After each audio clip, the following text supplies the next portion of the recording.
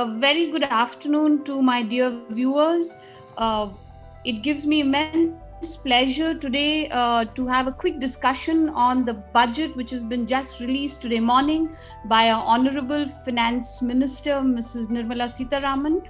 We at Jain, deemed to be university, are all excited to discuss very briefly about what our impressions and understanding is about today's budget. We've got a group of students who we thought we would ask what they felt. We've got Ms. Ria Jain and Mr. Harshal Shah, who are currently studying Bachelors of Business Administration. And we've got Yudhishthir and Vishwesh and Jayant Agarwal, who are currently studying their Bachelors in Commerce. So a set of bright minds who've been at the television today, if I may say so, with due respects to all of you guys. You all have balanced your classes and you'll have balanced to see the budget brilliant. We at Jain University believe that we need to be relevant in our education and we need to understand the current affairs and follow it very carefully and deeply. So we would like to start our discussion. My dear students, we will start our first set of discussion by me asking you guys what your first impressions are. This discussion is divided broadly into three components. We are looking at your first impressions. We look at what you like about the budget. While you were listening to the Honorable Finance Minister, Mrs. Nirmala Sitharaman, did you have a lot of questions popping in your head? Did you have some sort of concerns? So we will discuss all of that in a bit. Right, so let's start with our young lady sitting here. Ria, would you like to start by giving us your first impressions about today's budget? Sure, ma'am. Good afternoon to everyone present here. I'm Ria. We've all seen what the pandemic's done to our economy. We've seen the past year just go by and we've seen so many lives and so many things being destroyed. This budget was extremely important because it was not only going to revive the economy and refuel our economy and put it on a growth set, but also and another thing that we needed to keep in mind while looking at the budget was, I think in the Q3 and Q4 the economy's sort of working towards itself and sort of rebuilding. So we needed to make sure that all the policies that come forward sort of help in rebuilding the economy and help in making sure that there's a lot more growth that happens and as the country progresses.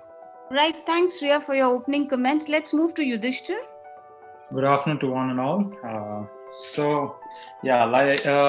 Like Ria said, it's quite an important budget this year, especially after the pandemic. And first impressions as such would be that, this was more on the side of the health, healthcare and such. And yes, there are certain key highlights when it comes to foreign direct investments and things like that. And also we saw the increase in budget for the farmers. So there are certain key highlights, but at the same time, there are some compensation. I mean, we had to compensate on certain parts. Right. Right. Jayant, what are your views? Hello, everyone. As we know that we went through this pandemic, so I thought that my expectations, and I thought after looking the budget, that the government has focused more on health sector and infrastructure. Because of COVID, many factories and industries stopped, so they give more attention to healthcare and startups. Right. Thanks, Jan, for your point of view. Vish, where did you catch your attention while you were listening to our finance minister? First things first was the fact that this time she made it go paperless, right? This was the first budget that went paperless, so that was a very new thing to note, right? It was very off, and it does showcase how the finance ministry is taking environmental concerns also into regards, right? Second of what I was expecting from the budget was the changing of tax slabs in income taxes, right? So that wasn't still brought in, and I still think that was what was lacking in the budget. As such, the Prime Minister's Ujjwal Yojana, ma'am, so they allotted more money to it, and it's been a fairly successful this campaign at making everybody in India, have LPGs and not use this thing. So the development of India is very concerned with in the budget this time. That's it, ma'am. Right, very interesting. That's thank you for your wonderful views. Harshal, what have you got to say about today's budget? Right, ma'am. Firstly, thank you so much for having me over here. Very rightly pointed, Vishwesh, that this is the first time ever that we've ever got this. Moment Ms. Nirmala Sitharaman entered the room, your tablet just gave me the hint of this is a more growth-based than just sticking to financial discipline. So since the last budget, India's economy, has reduced from 2 lakh nominal GDP to 1.94, simply because of the impact of the coronavirus pandemic, right? So I was pretty content with the sectors that they have chosen to improve. Of course, focusing on the health sector and pushing in.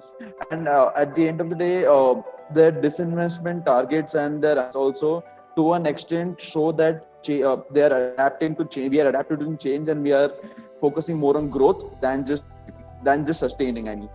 Well, I guess all of us feel that this budget was much required. It is fairly a growth-oriented budget, and what are the positives you all see? Do you think that the focus of the government was in the right place? Do you think that the sectors which much required all sorts of support and boost was catered to in this budget? Yudhishthir, would you like to start? Yes, ma'am. I mostly feel yes. They have given a good amount of thing to the development side, because now coming to say things like urban development and things like that, and we have the budget allocation for highway development. Which was one of the key highlights of the entire budget today. That's what we started off with. And so looking at the side of development, because this is something we haven't seen before. When it comes to urban development, and then the allocation for metro rail development in certain places like say Chennai, they've offered around 65,000 crores, which is just quite a big amount.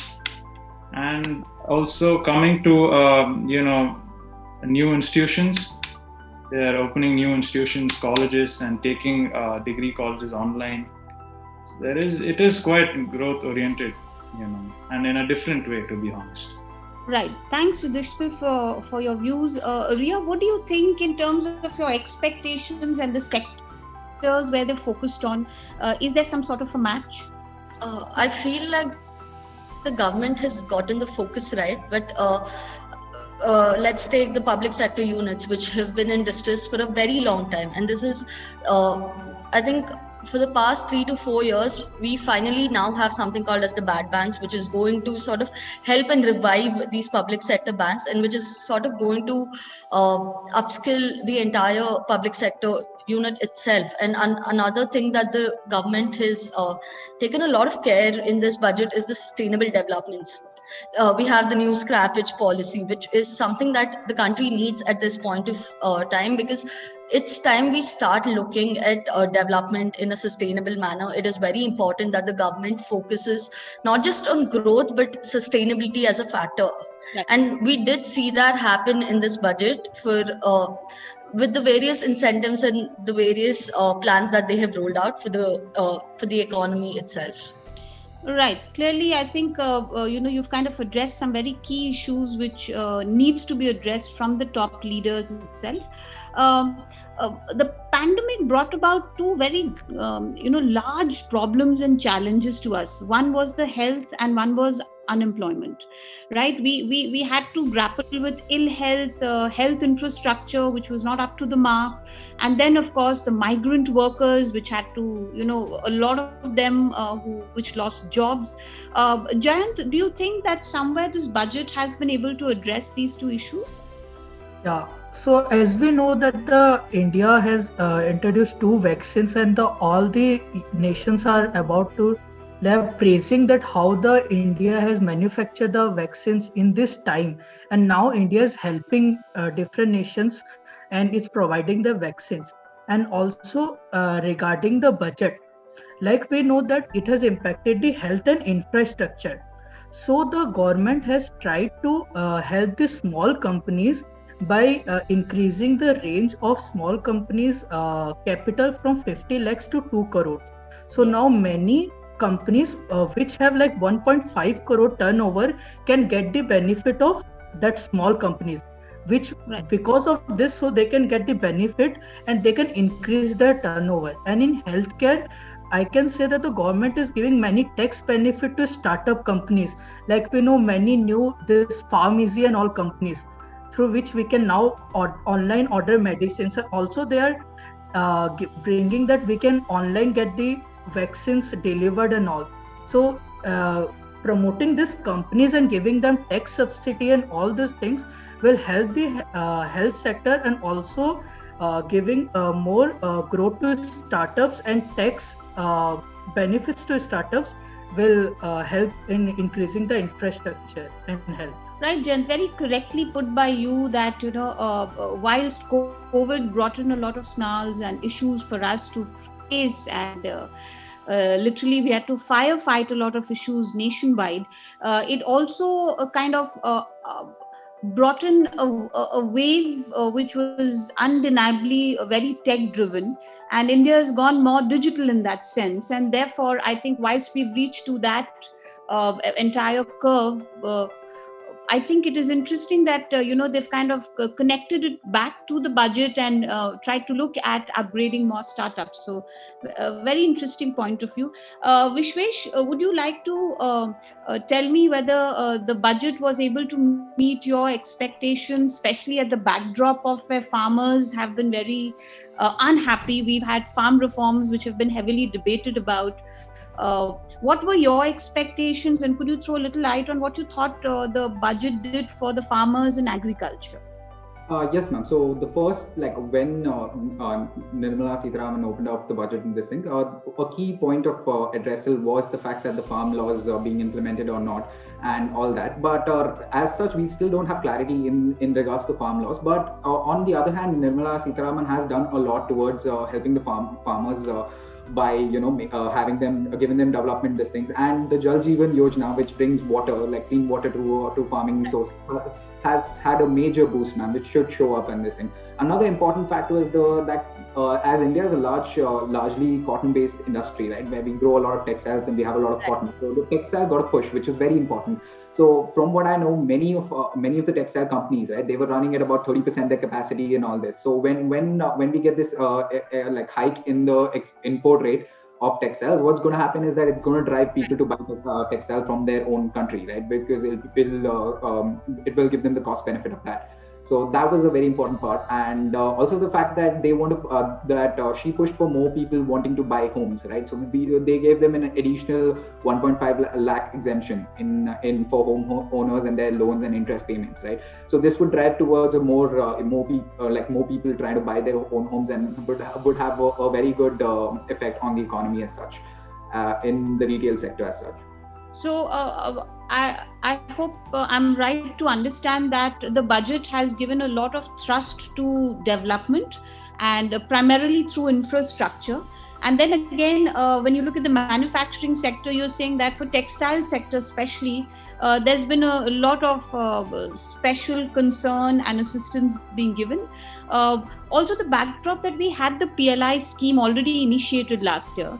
They've kind of also used that as a springboard again this year, and they're continuing with that. That I think is a very, very good move, and a very strong message I think the budget is sending across about consistency. Whilst the finance minister has very elaborately spoken about health and infrastructure, and there's a lot of clarity when it comes to the projects in health and infrastructure, do you alongside wish that there could be certain other sectors which could have also been given a little more focus and be spelt out? Whilst it's there in the budget, you just wish you could have heard a little more about it. Yes, yes, ma'am. Like you had mentioned, there is a growth in this entire budget. There is focus on growth, but then you had mentioned that there is some growth in employment, which I don't see personally, which I didn't see. Which wasn't given the complete spotlight as such. Because yeah, we have certain like, for example, that I was mentioning previously, that the scrap age policy had promised employment for I think a few thousands, but whatever it is, I didn't see that key focus on employment, as because this 1 year we saw a different growth in unemployment over almost 9%, so which is actually putting us in a bad state now. But yeah, I mean, indirectly seeing, we have the foreign direct investments, we have new things coming in, so which might provide employment, but there is no clarity, is what I feel, when it comes to employment. So I seem to understand that you wanted more numbers to be quantified on how many jobs would be created. Yes. Whilst I think very clearly the finance minister did mention, when she mentioned certain specific projects, both in infrastructure, Yes. transport and health, well, as a student you would want a little more numbers so that you could visualize what would be the scope of the project in terms of solving the unemployment. Yes, because the Right. problem was the unemployment was not only, it was in all sectors. For example, there was the service sector had a big impact on one side. And even though, we had work from home as such, but we knew that there were going to be such layoffs after this pandemic. Right. So things like that, yes. One thing that Very- Well, ma'am, Right, Vishwesh, go ahead. Yeah, ma'am. So as I was saying, one important factor that they left out and that they did not concentrate enough was the manufacturing sector, ma'am. Now, after China's demise in the COVID times because of the manufacturing capabilities and the reduction in that, we thought there'd be more emphasis in manufacturing in India, where we'd have more tax layoff schemes and we'd have more tax benefits for other foreign firms come into India to manufacture their products.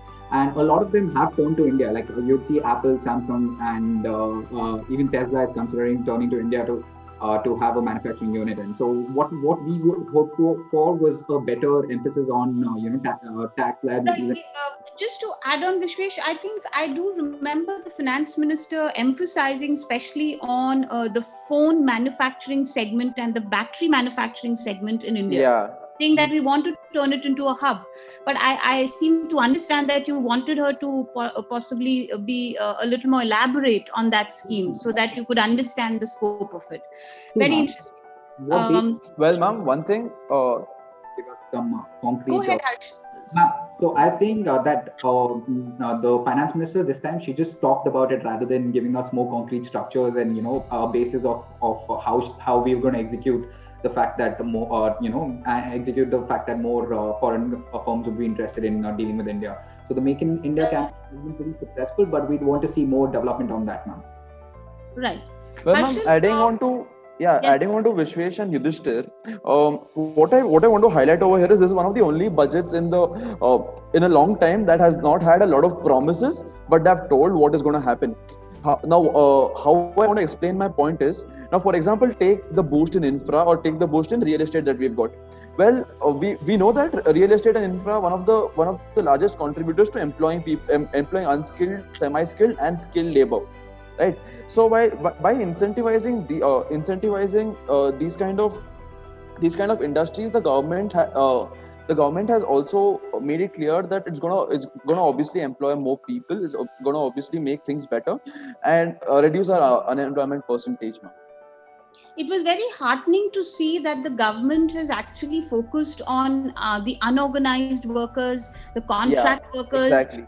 They spelled out very clearly on the skill, housing, food schemes which would be given to migrant workers. So I think that it's very, very important. While they've seen literally the rock bottom last year in terms of all these provisions, to Highest see affected. officially announced, I think it will bring in a lot of a lot of confidence in the migrant workers to go back.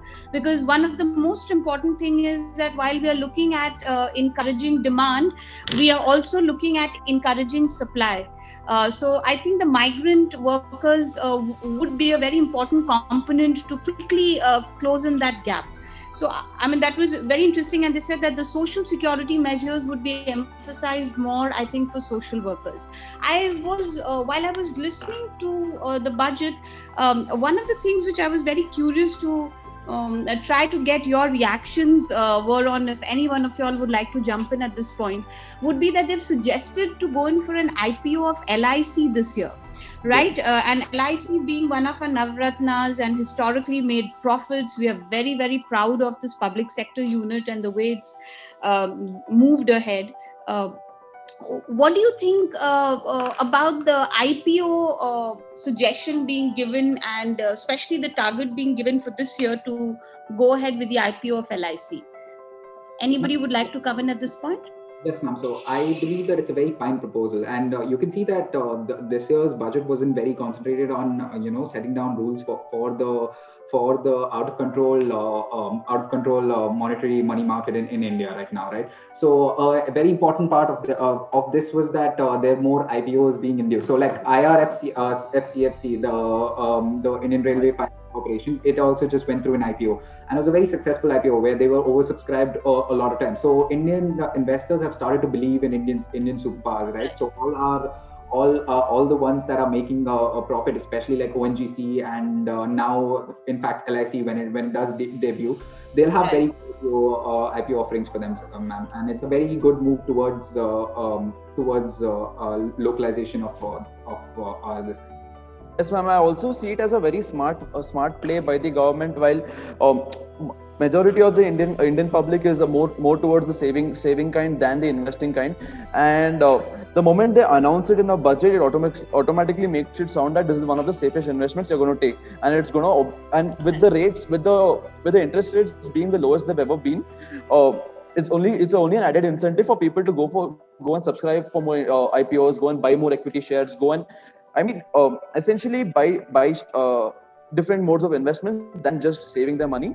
And the ulterior motive of this is eventually just going to be more money for the companies in our own country to operate and make profits sort of. And as I mentioned earlier, the government is going towards a collective growth, ma'am. More money, more spendable money in the hands of people. Right. So they're also looking at the PSUs being able to raise funds and be more sustainable, and the whole idea of being Atmanirbhar at all levels, I think then gets reiterated under this entire idea of theirs. So I think that also seems to be very, very interesting. There's been a lot being spoken about disinvestment and privatization, right? These words are being used very carefully across, people who are speaking about the budget. Jayant, what would you have to say about the privatization and the fact that last year they had kept a very big target of disinvestment, and unfortunately the COVID hit us, and it was but natural we could not meet that target. But then again, they're keeping a very ambitious target all over again this year, just trying to show a level of consistency in their idea. Right. So do you think we'll be able to achieve that sort of disinvestment targets which we were not able to achieve last year? Yes, ma'am. I think that this year they will be able to achieve the privatization targets, because last year it was due to COVID and all, people were scared to invest. But after COVID, now the India is like growing again. So the people are finding the sectors in which they can invest again. They want to invest their money back. So if the government institutions will try to disinvest, they will invest in the government institutions because they are more reliable than they will invest in some private institutions. And also because of this, many new ideas will come in privatizations. And what we say Atmanirbhar, because this public banks, they think that if anything scam or anything happen, they won't be responsible. Like the government will take care of it. But once privatizations will happen, they have to take care and they have to take the responsibility. And so I think they will be able to achieve the targets because many new investment proposals are coming, and also they have increased the FDI. So many foreign money will also come and be invested in this government institutions which are trying to disinvest. Right. And I think the whole mandate by which the current government won its first term and continued to win the second term was on the fact that they wanted to target corruption. And it's so nice to hear that the sixth pillar of today's budget was minimum government, maximum governance. Right. So I think the issue of corporate governance, governance in banks, governance of IPOs, disinvestments, I think we would be using a lot of technology to communicate, and I think we would have a lot of participation by the private sector as well in a lot of these activities, which would be streamlined. So I think, right, Jayant, whilst we do have a lot of PSUs which we love to look up to and invest in their shares, complementing to this whole thing, I think this governance will matter for us. As students, what were your expectations by the finance minister for the education sector? What are your reactions regarding the education sector? Ria, would you like to go ahead with that? Sure, ma'am. So I think in the past year, they did come up with a new education policy that was supposed to reform the way that our education has been working for years. And the education policy that we had before that had been, let's say, stagnant for about 20 years. So I think when we speak about education policy, again, the entire policy was just sort of put forward. We don't have any substantial numbers. We don't see what's being exactly done. So I think my expectation from the budget was if they could show us more about what are these changes that they're actually trying to do and how exactly are they going to do, and certain funds and how they're going to allocate and sort of implement the entire thing. So that was one sector that I was really looking forward to. Yudhishthir or Vishwesh, would you like to come in terms of, are you happy with what the government is looking at, especially with respect to primary education? I think today our Honorable Finance Minister did spell out in detail about the primary sector, what she would want to do and what is in the annual. Would you like to say something about it when you heard that? What were your impressions? Yes. Yes, ma'am. I mean, adding to her point, like we saw that, like she says that, there wasn't much highlight on the education policy, but there were certain reforms where, the finance minister had particularly said that, like digitization of education, say degree and all of that, taking it online. And we have opening of new institutions, Right. Yeah. The university being in Leh Ladakh, they are suggesting that one central university should be at Leh. I think that by itself would give a very high level of boost to the students at that geographical area. Anything you would like to say about possibly in terms of both the supply chain? When I say the kind of investment which would go in setting up Sainik schools or setting up primary education, training of the teachers, would you like to say something and throw some light on that? Yes, ma'am. Like when we say that they're opening new institutions as such, at the same time we have to be looking for the teachers. So now there's going to be demand for some well qualified teachers also. So this is something that isn't clear as such, and at the same time, when it comes to the digitization, we have to see also in the dark side, where we have people who don't even have, say, smartphones or laptops. So. Right. Yeah. Your suggestion would be how to spell out a little bit more of funds, yes, especially with technology and education put together. Yes. And we had a whole lot of students who have gone off the radar in terms of getting their usual day-to-day education. I think a lot of them have lost out on. They'll have to possibly come back to school with a gap of a year. So I think somewhere in that sense, something could have been done. But the government did mention that they would be going heavily in terms of scholarship schemes. 35,000 crores for 6 years kept aside, and out of which a major chunk being invested in students representing the SC community. So I think the thrust in terms of, when you look at the education sector, has been much higher in the primary sector, and not so much in the higher sector. I think higher sector, whilst the new education policy has spelled out a lot of changes in the higher sector, I think we would be looking at that maybe in the coming years. What do you think should be the focus in terms of internship? Because last year in the budget, I don't know if you remember, there was a focus being given on students going through a phase of very strong skill development, understanding the market, and internship, and they've been consistent enough to take it forward again this year. What are your views on that? Jayant, Andrea, or Harshal, would you like to come in at this point? Yes, ma'am. They see, this has been one of the biggest changes in the this year has been one of the most prominent changes in the education industry ever. Like with the entire with the entire online offline education coming in, and a lot of people finding it really hard. Me personally also finding it really hard to cope up with online, coping with the shift from online to offline. Well, to address the point about procuring internships and getting learning more through practical means, I feel there's still a lot of scope. I mean, personally, if I was asked for a solution, probably come up with a platform that incentivizes internships for students, a government based platform. At present, I don't see anything that can aid me if I want to get secure an internship right now. There's nothing that the government is doing to incentivize me getting internships, right?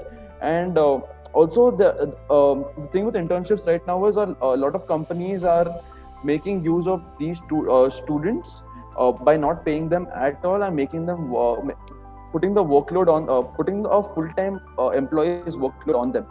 So I think there should be a certain rules and regulation that should come out, where saying unpaid internships probably should not be allowed anymore, or a certain amount of cap on the workload that is being put on probably college going student compared to a complete graduate.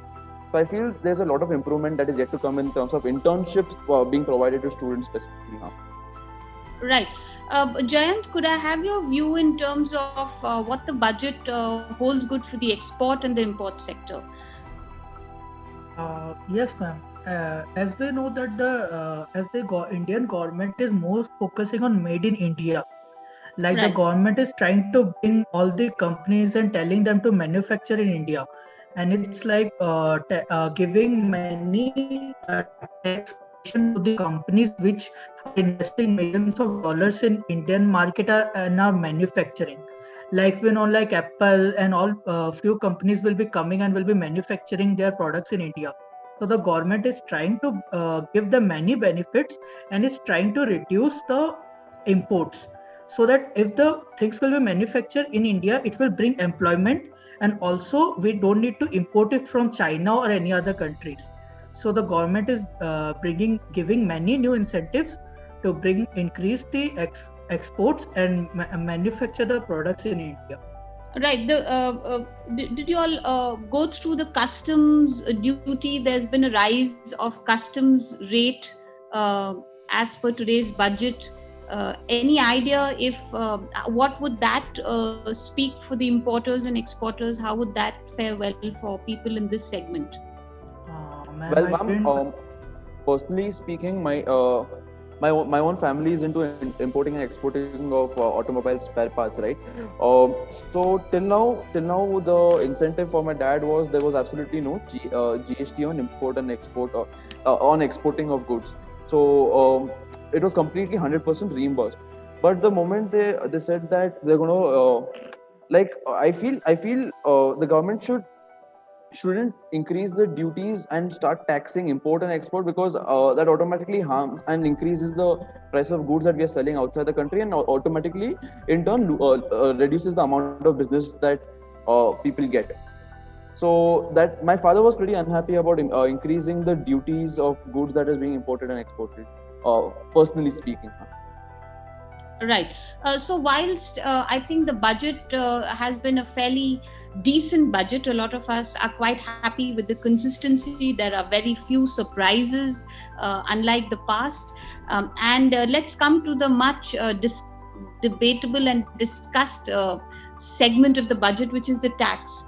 And for a lot of you guys who are on the verge of graduating and would then get I would say, at the receiving end in terms of paying your taxes sooner or later. What was your understanding about the various tax issues and the suggestions given for solving, tax evasion? There were some very interesting points being mentioned by Nirmala Sitharaman, our Honorable Finance Minister. What are your takes as students when you look at how they've handled tax issues? Vishwesh, can we have your inputs on that? Yes, ma'am. So the first things first, ma'am. A lot of people wanted the readdressal of the taxing system, where we have caps at 5 lakhs and 10 lakhs and so on and so forth, right?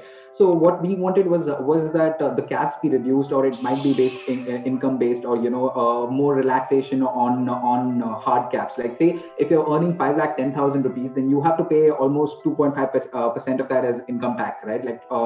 And that makes a major deficit. So if you're earning 4,90,000, you'll still have more in hand cash than somebody who's earning 5,10,000, which is a very big income disparity, right? Because now people are targeting tax slabs rather than this thing. So what we wanted was more fluid tax slabs in the region. And one good part was that they reduced the tax slabs for senior citizens, right? They reduced taxes on a lot of things and made it free. So which is a very good initiative from the government of India, since a large population of ours is going towards seniority right now. Like, a lot of people are turning 60 plus. So our biggest population boom was between the 60s and the 70s. So all of them will be turning up to 60 right now, right? So it'd be a very good future move for the population of India. One more important thing that I think we missed out in the last debate was, ma'am, in primary education, that they brought in about 1/3 of the money. So they allotted about 100,000 crores for 1 lakh crores for education. And about 1/3 of the money was put towards the primary education, like primary and higher school education. So if you see demographic in India, a lot of people who live in villages and who are still in the rural side, they attend school up till about first or second or third, and now they have started attending school more due to the fact that we are giving them 3 meals a day in school and regular clothing and all that. So if now, when this push is focused towards primary and higher education, what's going to happen is that now people will start studying till 10th, up till 10th or 12th or till merit, right? So this will see a significant increase in the education side of our thing. I just want to point that out since we missed it out in the last discussion. Right. Very well thought out, and I think you've spelled it very beautifully for us. That I think this budget is definitely focused on long term, and in terms of the short and mid term, they've done it quite right when we look at infrastructure and the health segment. And I think the primary education needs to be given that continuous boost, and making sure the foundation is strong so that we've got a generation which is well equipped. There has been, of course, the fact that in India, when you're caught in some tax issue, there is a lot of running around to be done from pillar to post, and it seems that we are looking at concerns being raised by commissioners, by tax tribunals, and today it was heartening to see that the Honorable Finance Minister said that even if tax issues have to be sorted out, it can be done through a faceless means, right? And today, with Digital India being one of our strong foundations at various levels, both at business and individual level, were you happy to hear that we would be looking at faceless tax tribunals? Do you think it's interesting to move to that curve? Yes. Yeah, most certainly. I think this is a move taken to increase the number of taxpayers we have in our country. Like, it's not. the reason we have such less taxpayers in general is because of how complicated compliance is, ma'am. Like Right. while the government has left direct taxes completely unchanged, which I feel is a right move, because the government simply can't ease the taxes anymore because of the current situation of recession that we are in right now. But the government very rightly took steps in direct taxes to ease compliance for taxpayers. So I think this move is only going to increase the amount of taxpayers we have in the country, ma'am. And the finance minister also proposed that having advance tax liability on dividend income shall arise only after payment of the dividend. Right. Yes. So I think these few points that I've mentioned about payment of taxes and direct taxes in the country makes it pretty clear and much easier than what existing system already was. And it is a very futuristic move that the government has taken to go faceless. And when you talk about making it easier for compliance, and also, ma'am, a few reforms have been come out with pre-filled tax forms which with respect to the details of salary, income, tax payment and TDS. So I think, ma'am, I was pretty content with the tax with the government's take on tax in general, ma'am.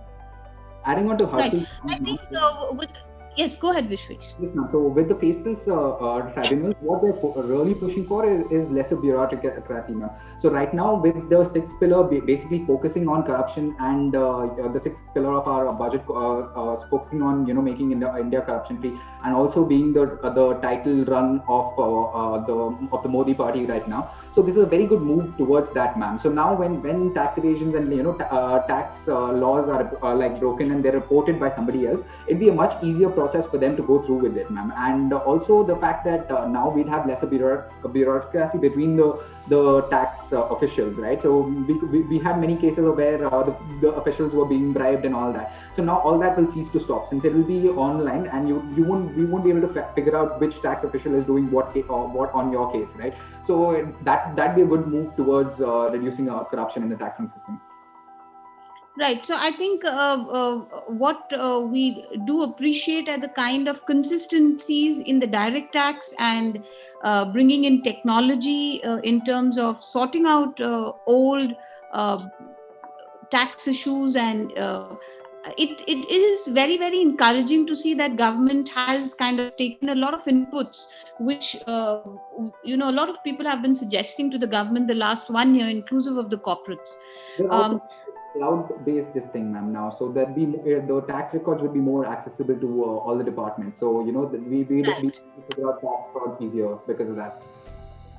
Right. And I think what is also very heartening to see is the fact that there was no additional cess announced. Everybody was a bit wary, and we were apprehensive whether, because obviously the tax collections have not been quite the way it was. The disinvestment targets were not quite met as per the entire COVID scenario. Somehow at the back of our head, we actually thought maybe a new cess would be imposed, and the fact that nothing to that has been introduced, it's a big relief, and happy to see that there is consistency in the tax norms. Ma'am, but however, pointing out the fuel and liquor cess, ma'am. As we already know, the price of 1 liter of petrol is almost just 90 in our city right now, and the budget imposed a 2.5 liter agri-infra cess on petrol and ₹4 on diesel, and also a 100% increase in terms of alcoholic beverages. So with this getting into the picture, we are seeing the prices of fuel only going higher and higher. I think this is a huge concern. This is a huge concern in terms of this year's budget now. Ma'am, right now, why the fuel crunch hasn't hit a lot of people is that because a lot of us are staying at home, so we are not regularly using our vehicles. And right. With opening up of the lockdown, what's going to happen is eventually people are going to move back into the office. And that time, this will be a major problem. So this is a backward step in exactly my point. Lockdown as such. Right. I think well spelled out, and I think well explained by both of you all.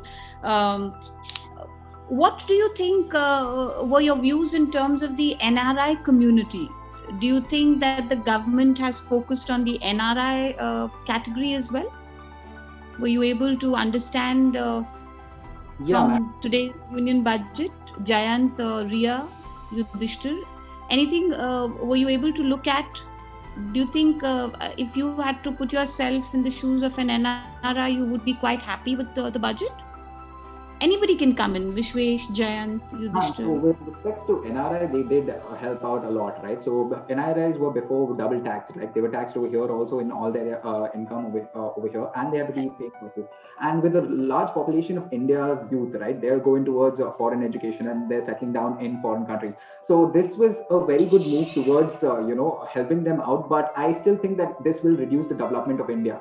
Right now, NRI, there were lesser people going abroad because of the double taxes. Right now, we'll have a large surge in the number of people who are going abroad. Right, so India will lose skill and development in some manner during this lockdown, like after this lockdown, when it opens up and when everything is back to normal. So we'll see a lot more people migrate. So we wouldn't want that in India. So one of the core problems of India already was the fact that people who are very skilled migrated to other countries to work in those jobs and the sector there. So now it'll be more of a problem later. Right, as Ma'am, global markets will pick up, I think we would see not just transaction of ideas and money, but also people and products, and that's taken in terms of how globalized we were and how deglobalized we did get for the time being. So, like you rightly said, Vishwesh, I think we'll be back to square one. Yes, Ria, you wanted to add a point? Yeah, ma'am, and adding on to whatever Vishwesh said, the government did reduce the residential limit for NRIs from 182 to 120 days, and which also helps the whole one-person corporation bit, because it helps them to it makes it a lot easier for them to set up and to follow all of these norms, because they don't have to meet that threshold, and it's a lot lesser right now. Right. So I think you all have given some very fine inputs, and I've got kind of clarity that you all did hear the budget out very clearly. Interesting to see how well you've been able to connect. So if I had to tell you to possibly rate this budget, how many of you all would give it a 12 on 10? What would be your ratings? Jayant, what would be your rating? Ma'am, I would rate it 8 out of 10. Okay, 8 out of 10. Very nice. Yes, Vishwesh, what would be your rating? Ma'am, I think I'd go for a 7, ma'am. 7 out of 10. Right. Okay, Ria? Ma'am, I'd go for a 7.5 only because they missed out the entire travel and tourism industry, which has been very badly hit because of COVID. Yeah. So that is one reason why I'd rate them 7.5. Right, whilst you say travel and tourism, I think they did mention about travel. They did not expand too much on that. And Yes. something which was very interesting, which they did for travel, was they touched upon leasing of the aircrafts. I think that was, there's a lot of boost being given on that end. And in terms of travel, especially with respect to coastal areas, a lot of infrastructure development is being done so that travel could get a boost. Maybe I think your expectation was more with respect to the hotel and the resorts broadly. Hospitality department. Hospitality segment, I think, is where you were expecting a little more support being given by the government. But overall, I think the budget has been quite decent and consistent with the 7.5 given by you. Yudhishthir, what would your rating be? Yes, ma'am. I would give it a 7. Being the main reason being that it was more of a realistic budget, more than making promises. They're actually fulfilling promises that they made back in 2015, to be honest. So and I think the times are different, parties, right? Yeah, 2015, everything was booming, man. Also are silent for now. Let's see. Right, so I think even Yudhishthir is broadly in the same category of the 7, 7.5, 8. Harshal, what would your score look like? Well, ma'am, before starting, before I tell my number, ma'am, before coming to this discussion, before the budget, I made a 10-point expectation list. So out of that, 8 things were actually covered, and I exactly happened what I expected it to be. So personally, it will be an 8 on 10. But this brings me to my point, saying every 8 on 10 budget or every good budget in the past, why it hasn't fulfilled is because of the implementation. We need our implementation to be top notch and what we expect it to be. Now I can make 100 strategies, but if I don't implement any of those, I'm still going to be on ground zero. This is what I want to cover, ma'am. And well, it's not just a 8 and 10 for me, ma'am. As you can see in the markets, for example, Nifty Bank is near an all-time high, and a lot of other. The sentiment in the market is very positive. The gold has fallen down, and people are going towards more riskier investments. So as you can see, people are more. People feel that they're secure, and the economy is going towards growth, which is what I like about today's budget. But yes, ma'am, implementation is key. I want to end it with saying implementation is key, ma'am. Right. So I understand you correctly. 8 on 10. Given the implementation should be done correctly. So Exactly. I think we've come to the end of today's discussion. It was an absolute pleasure to hear all of you. I think with the fact that there is a lot of positivity and consistency set into the minds of a student body, the corporates, the investors, and everybody who's a very strong part of churning the economy to a $5 trillion mark sooner. It's nice to see that there's been very, very strong consistency. Reforms have been laid. The challenge definitely will be for our finance minister and the other cabinet ministers is to really implement it.